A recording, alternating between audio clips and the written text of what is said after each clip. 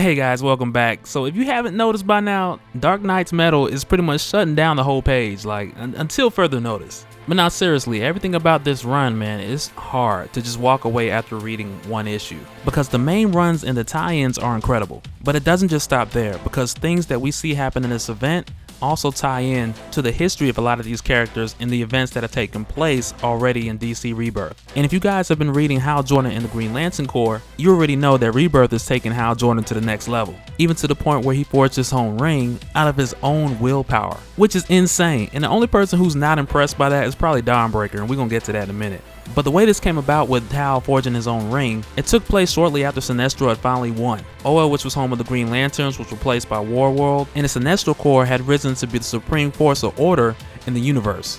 And because the entire Lantern Corps had also been time displaced, Oa was missing, the Guardians were nowhere to be found, the Sinestro Corps was pretty much uncontested. But before the Green Lantern Corps disappeared, they had a bit of a falling out with the universe. Because of decisions that they made and actions that were taken, people no longer trusted them and some even hated them. But with all these accusations that were put on the Green Lantern Corps, Hal took the rap for everything. And Kilowog, who's Hal Jordan's best friend, is the only Lantern that knew about his innocence. And now eventually the rest of the Lanterns, they did return, but before they left, when Hal took the fall for all those accusations, he had to give up his ring as the price to pay, but he ended up taking Krona's gauntlet, which was a prototype weapon that the Lanterns had that he would later use to forge his own ring. And it was shortly after that when the Lanterns vanished, but Hal didn't disappear with them because he grabbed the gauntlet and he hauled ass. And so he takes the gauntlet to Sector 563 on this dead world, and the way that he activates this gauntlet is by channeling his willpower to his core. And the way he does this, he keeps repeating, "My name is Hal Jordan. I was the Green Lantern of Sector 2814. I'm the son of Martin and Jessica. I'm Jim's brother." And he even brings up his father's death, but he's just reciting all sorts of things to remind himself who he is.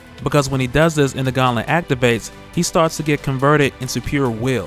And when this happened, he realized that this is why the gauntlet was locked away. Because if he loses focus just for a little bit, he could be lost forever and converted into the willpower portion of the emotional spectrum. But at this point, while he's able to hold on to his humanity, before the gauntlet completely converts him into pure willpower, he holds out his hand and conjures the raw substance to create a ring. Because at this point, he is a being of unharnessed will. But he realizes he doesn't have a lot of time to use the gauntlet because it's highly unstable. And if he wears it for too long, or he loses concentration on who he is, his name, and where he's from, all humanity that remains as Hal Jordan will be lost in the emotional spectrum. But with Hal forging his own ring successfully, this was huge on many levels. Because up until this had happened, the Guardians had always said that they were the only ones who could do this. And the fact that Hal Jordan was able to do this and not destroy himself in the process, like literally, after coming into contact with that gauntlet, he willed a new ring into existence. But even with him being exiled from the Lanterns, he knows that's one thing about him that'll never change. So he said the same oath even with a new ring. Because he knows truly at heart he's still a Green Lantern and that oath means everything. And so now I want to jump over to Dawnbreaker real quick. So now with Dawnbreaker and his origin, when Bruce was selected by the ring, he had also done something that we've never seen before. Because he displayed willpower that was so strong, he literally reprogrammed the ring. He just told it, "Do what I say." And the ring was like, "Oh, we killing people now? Okay, I guess we killing people now." And from there, he pretty much made up his own oath and rewrote the rules on what a Green Lantern was from his world. And instead of following the oath with the brightest light, he used his ring to manifest the darkness from within that could absorb all light. And so from here, I want to go over to where they actually meet up. And I started to talk about this some in my previous video, talking about the different bat caves that the Nightmare Batman created for specific members of the Justice League. And the way that Dawnbreaker's bat cave is showed to us, it's crazy the way the fight goes down. Because keep in mind, Dawnbreaker's power operates in absolute darkness. And what I love about Hal is he understands that this is what being a Green Lantern is all about. Like, it is literally part of the oath that he says, brightest day, blackest night, blackest night. Like, that is truly getting put to the test here with Dawnbreaker. And really between the two, it's the simple contest of which is greater. Will it be the power of Green Lantern's light, or the darkness that is spawned from the pain of the Dawnbreaker? And man, just coming out the gate, Dawnbreaker is catching him left and right. Like, just imagine you in a pitch black room, not able to see anything else in the room, but you're very visible, almost like a sitting duck, an easy target. But what I like to happen next is that Hal got smart, and he evened the playing field by allowing the darkness to work in his favor as well. Because he realized if he stayed illuminated, he's an easy target. But if he switches into a strobe mode, he can move around and it would just seem like he's disappearing and reappearing in different places. And this is brilliant because as quick as he strobes, disappears and reappears, each time he reappears with a completely different construct. And he gauges his surroundings in the cave so he knows where to fly and maneuver. And Hal tells Dawnbreaker, like, let me tell you something, Bruce. Like, even on Earth Zero, when it comes to flying, you couldn't hang with me. And I really like that he connects the two between the fact that this Dawnbreaker is from another multiverse, the Dark Multiverse, but at the same time, this is still Bruce and his whole persona of being the Bat and being the darkness. That just goes against everything about being a Green Lantern. And because Hal proclaims the oath of brightest light and its ability to overcome fear, which is defined as willpower, and that defining trait is the reason why he was selected to be a Green Lantern in the first place. But it's like when you compare that to Batman, it's almost like a yin and yang. Because on a personal level, definitively both of them have had to overcome fear. With Green Lantern because it defines his power, but with Batman it's more so a sense of discipline. But Batman also uses fear to instill in his enemies. It's like a means to an end, nonetheless he still uses it. But as far as using fear, Hal doesn't at all because it contradicts his oath as a Green Lantern. Darkest night, brightest day, yin and yang. And I know the oath is said the other way around, but I'm trying to prove a point. But aside from that, one thing I want to point out about Hal real quick, like I just want to put into perspective how powerful he is at this point. Because if we jump back to some of the earlier issues in Rebirth where he detonated Warworld after defeating Sinestro, like Sinestro was mad powerful right here. And Hal Jordan with his new ring went toe to toe with him and won.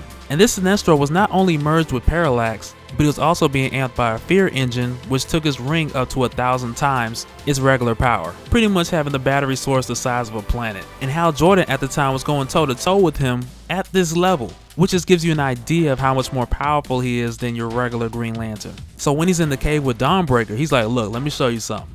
This ring that you see me with, it didn't just find me. I forged it from my own willpower. I don't wear this ring, I am the ring. And he just goes into this like insane, super sane, Phoenix Force, whatever you want to call it, like the most insane display of power. And what's crazy here, like in this fight, we're truly shown like what's the true definition of willpower. Because Dawnbreaker makes him face every other lantern that you can imagine, and Hal is all in. He doesn't shy away from the fight, not at the least. But once again, Hal shows us the true definition of willpower, because it doesn't mean that you're not afraid of anything, but instead it means that you're willing to fight and keep fighting until you have nothing left. And that is exactly what he did. And man, I hate to say that I called this one in that Batcave video, but I do want to say this though, like a similar instance to this has happened to Hal before.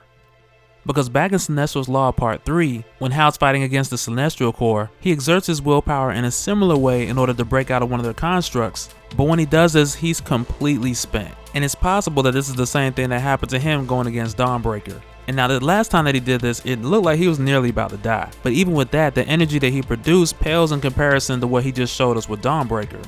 So to me, and this is just speculation at this point, but I believe that his body is still going through a transformation, and we really haven't seen in its entirety what Hal Jordan is really capable of now.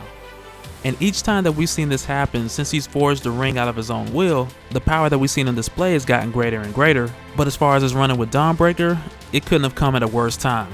And the last place we see him is in Gotham City, where the rest of the Justice League is being taken to the tuning fork.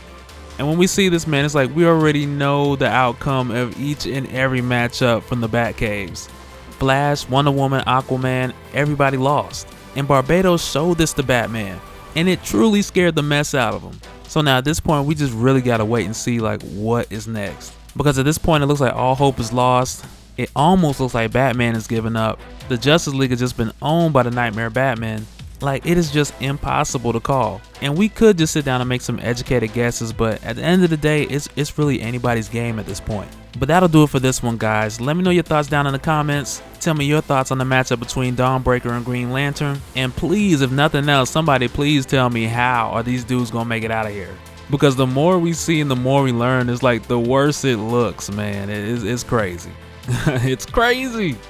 But yeah, I don't know about the others, but as far as Hal, I'm looking for something like real crazy to happen as far as him showing us what he can do on a near godlike level. Like, I don't see him going out like this, I don't.